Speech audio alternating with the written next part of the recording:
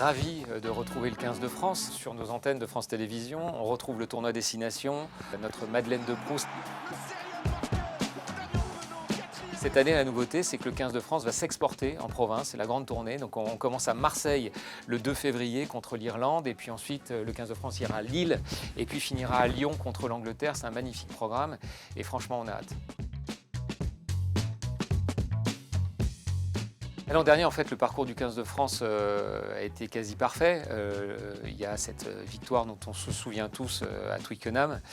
Et il y a aussi cette défaite en Irlande. Mais bon, globalement, c'était une sorte de montée en puissance vers la Coupe du Monde. Les objectifs pour le 15 de France en 2024, c'est de gommer les désillusions du quart de finale perdu contre l'Afrique du Sud pendant la Coupe du Monde.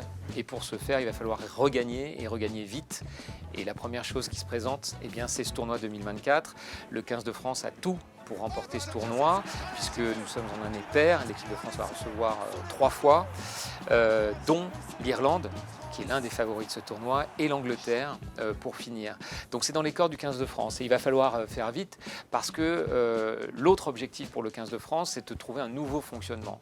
Une page se tourne, il va falloir retravailler avec de nouveaux joueurs, il va falloir travailler avec un nouveau staff, un nouveau fonctionnement.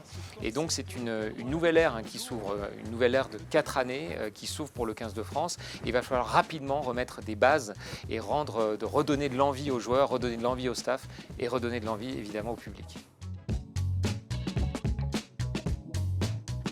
Je pense, moi, qu'ils ont tout de même, s'ils sont usés peut-être mentalement, encore une certaine fraîcheur, parce que les joueurs de l'équipe de France, lors de la Coupe du Monde, ils ont livré 2 grosses batailles contre la Nouvelle-Zélande en entrée et l'Afrique du Sud en quart de finale.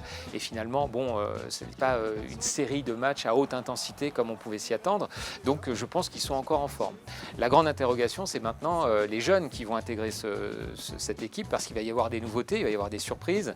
Et puis il y a aussi un élément qui est assez important, c'est l'absence du capitaine, Antoine Dupont. Que va faire le 15 de France sans son capitaine? Comment va-t-il appréhender cette compétition? Quel style de jeu va être mis en place? Toutes ces questions, on aura les réponses pendant ce tournoi.